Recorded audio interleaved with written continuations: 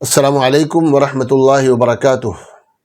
अल्लाह के नाम से शुरू करता हूँ जो बड़ा मेहरबान निहायत रहम करने वाला है।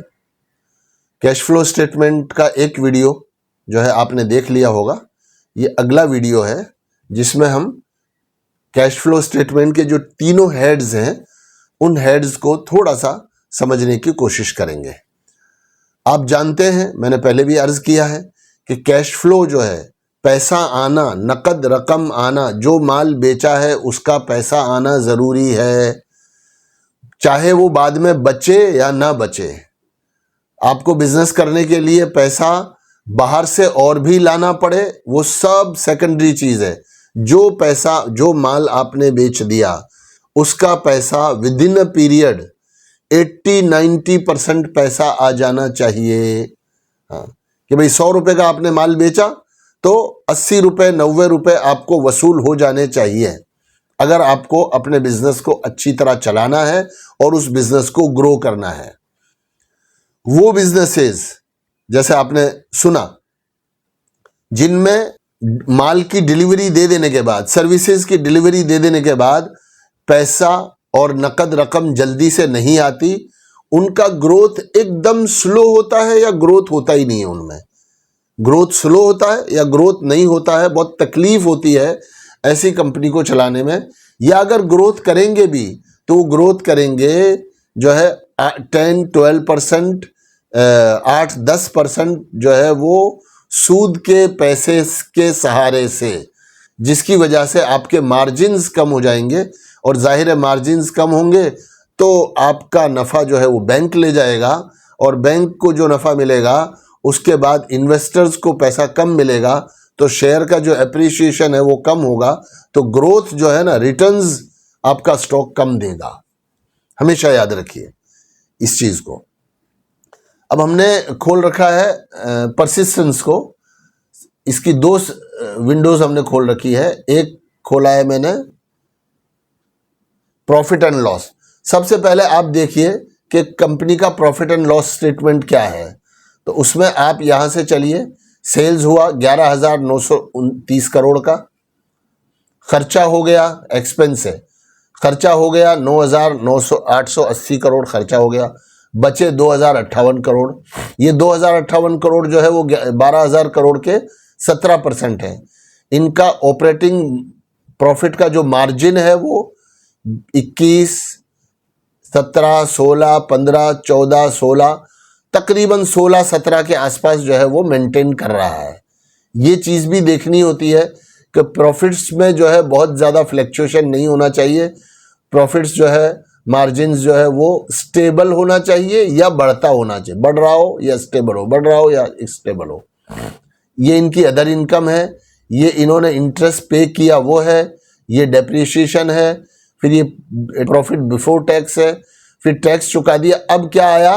अब इस केस में देखिए आप 1400 करोड़, 1,400 करोड़ रुपए ये बता रहे हैं नेट प्रॉफिट। देख लिया, यहां आके हम रुक गए। 1400 करोड़ इनका प्रॉफिट हुआ है। मैं ईयर ऑन ईयर देख रहा हूं, इसलिए टीटीएम को नहीं देख रहा है ना। ईपीएस हमारा 90 रुपए है। अब ये 1400 करोड़, भाई 1400 करोड़ रुपए आपने बोला कि मैंने 1400 करोड़ रुपए कमाए। कहाँ हैं 1400 करोड़ रुपए? बताओ। गल्ले में हैं, बैंक में पड़े हैं आपके पास 1400 करोड़ रुपए? इसलिए कि सेल हमने कर दिया, पैसा आया या नहीं आया उसको देखने के लिए ये वाला विंडो है। अब देखो, वहां 1400 करोड़ लिखा था, यहां क्या है? Cash from operating activity. March 2025 में 1400 करोड़ के मुकाबले में इनको कितना पैसा आया? 1,157 करोड़ रुपए इन्हें मिल गए। 12, 13, 14, तो क्या हुआ? 247 करोड़ रुपए टोटल नेट प्रॉफिट के मुकाबले में इनके पास इनसे कम है। क्या गलत है या सही है? सही है। हमने क्या कहा था आपको कि जो माल आपने बेचा है उस माल का कम से कम 80-85% कैश आपके पास आ जाना चाहिए। आमतौर पर कभी ऐसा भी होगा कि एक क्वार्टर खत्म हुआ, ये तो चूंकि ईयर ऑन ईयर है, क्वार्टर ऑन क्वार्टर जब आप रिजल्ट्स देखते हैं तो कभी ऐसा होता है कि एक माल आपने सितंबर की 15 तारीख को बेचा और वो बड़ा माल था, बड़ा बल्क था, ऐसा बल्क था कि जो कंपनी के 3 महीने के जो सेल्स हैं उनमें 20% 30% का वॉल्यूम रखने वाला एक ऑर्डर था और वो आपने 15 सितंबर को डिस्पैच किया। उसका पैसा आया दिसंबर में या नवंबर में।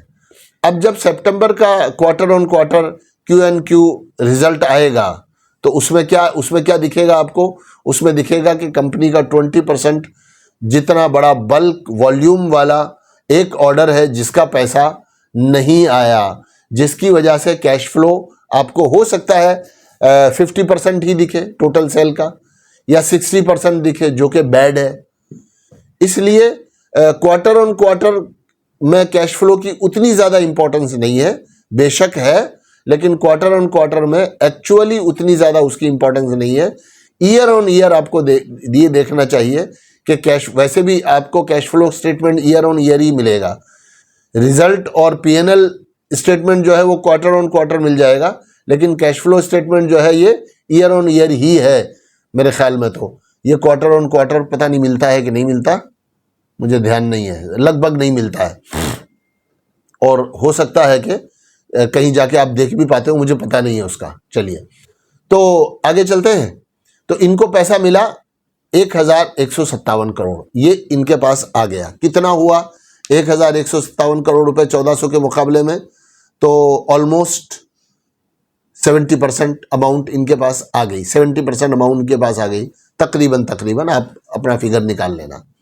अब ये 1100 करोड़ जो इनके पास आए वो क्या किए इन्होंने? नीचे नेट कैश फ्लो सिर्फ 12 करोड़ है, यानी 1157 करोड़ रुपए आए। वो क्या किए होंगे इन्होंने? कुछ इन्वेस्टमेंट कर दिया होगा, कुछ से अपने कर्जे अदा कर दिए होंगे, और 12 करोड़ रुपए जो है गल्ले में छोड़े कि भैया 12 करोड़ रुपए हैं, अब नए साल से हम नया बिजनेस करेंगे, चुनाचे। अब इसको सबसे पहले इसको खोलिए।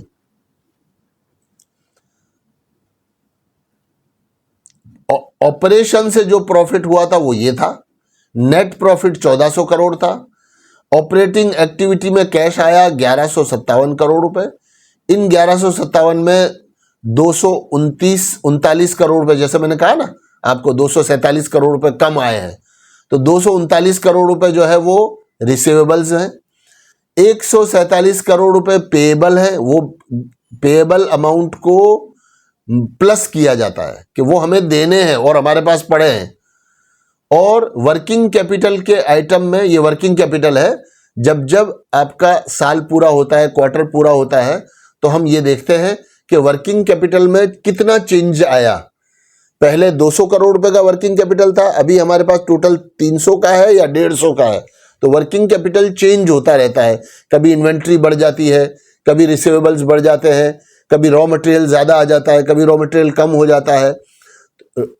जो वर्किंग कैपिटल है ना, वो वर्किंग कैपिटल वो माल है जो तैयार माल है, जो कच्चा माल है, जो हमारे रिसीवेबल्स हैं और जो हमारे पेएबल्स हैं। पेएबल्स, रिसीवेबल्स और दुकान में पड़ा हुआ तैयार माल, दुकान में पड़ा हुआ कच्चा माल, ये वर्किंग कैपिटल कहलाता है। तो ये वर्किंग कैपिटल चेंज होती रहती है, कभी रिसीवेबल्स बढ़ जाते हैं, कभी पेएबल्स कम हो जाते हैं, कभी पेएबल बढ़ जाते हैं, रिसीवेबल कम हो जाते हैं, ऐसी शक्ल चलती रहती है। कभी माल ज़्यादा बढ़ जाता है। जब गर्मियों का सीज़न आता है ना, आप देखना, जब गर्मियों का सीज़न आने लगेगा तो जो लोग पंखा बेचते हैं, कूलर बेचते हैं, एसी बेचते हैं, है ना, वो स्टॉक करना शुरू कर देते हैं। उनके पास इन्वेंट्री वो इकट्ठी करना शुरू कर देते हैं। जो कंपनियां कूलर बनाती हैं या जो कंपनियां एसी बनाती हैं, वो उस गर्मी आने से पहले, गर्मी से पहले धीरे धीरे ज़्यादा माल बनाकर स्टॉक करती हैं, ताकि जब गर्मी आएगी, जब एक साथ हमें ऑर्डर्स मिलेंगे, तो हम फटाफट जो है डिस्पैच कर सकेंगे। तो इन्वेंट्री, तैयार शुदा माल बढ़ जाता है हमारे पास। तो ये वर्किंग कैपिटल के आइटम्स हैं जो माइनस हो गए। मतलब वर्किंग कैपिटल पहले 463 करोड़ था, अब 530 करोड़ का हो गया, जो हमने माइनस कर दिया, ये हमारे पास पड़ा हुआ माल है। फिर वर्किंग कैपिटल चेंजेस को भी ये लिख रहे हैं, ये डायरेक्ट टैक्स अदा किया है इन्होंने, और वर्किंग कैपिटल में जो चेंज आया, पिछली बार 200 करोड़ का वर्किंग कैपिटल था, इस बार वर्किंग कैपिटल जो है हमारे उसमें पैसा हमारा लग गया है 623 करोड़ रुपए। अब आप देखो क्या हुआ, 623 करोड़ वर्किंग कैपिटल में चले गए और डायरेक्ट टैक्स जो है वो हमने 1511 करोड़ अदा कर दिया, तो कितना हो गया 1134 करोड़, 1134 करोड़, और कुछ थोड़ा पैसा इधर उधर हो करके हमारे पास 1157 थे, बच गए 12 करोड़ रुपए। पिछली बार 196 बचे थे, उससे पहले 169 बचे थे, इस बार हमारे पास सिर्फ 12 करोड़ रुपए बचे हैं। इसको आप समझ लिए। अब आ जाइए इन्वेस्टिंग एक्टिविटी में। ये जो पैसा आया इन्वेस्टिंग ऑपरेटिंग एक्टिविटी से 1157 करोड़, इसमें इन्होंने क्या किया, 517 करोड़ इन्वेस्ट कर दिए। ये 517 करोड़ का जो इन्वेस्ट है उसकी डिटेल है ये। 237 crore fixed assets purchase, fix सामान कंपनी ने एसेट कंपनी के लिए वो परचेज किया है, और दूसरा अदर इन्वेस्टिंग आइटम ये परचेज करी है। इंटरेस्ट रिसीव्ड, ये इनको वो इनकम है जो इन्होंने कहीं पैसे बॉन्ड खरीदे हुए थे या कहीं पैसे फिक्स डिपॉजिट किया हुआ था, तो इंटरेस्ट जो रिसीव हुआ ये 57 करोड़ रुपए है। तो 1157 माइनस 517, 217, और फिर ये जो है ना, ये मैंने आपको बताया था कि कुछ भी इन्वेस्टमेंट अगर कंपनी ने कर रखा है और उसको बेचा तो वो आएगा जाएगा यहीं पर, इन्वेस्टमेंट परचेज्ड, ये माइनस हो गया, और फिर इन्वेस्टमेंट सोल्ड। इसी साल में इन्होंने 5280 करोड़ रुपए का जो इनका इन्वेस्टमेंट था वो बेचा, और 5535 करोड़ रुपए का इन्वेस्टमेंट इन्होंने दोबारा किया। ये सब मिलाकर जब माइनस करते हैं और सबको घटा बढ़ा देते हैं तो इनके पास 12 करोड़ रुपए बच जाते हैं। ठीक है।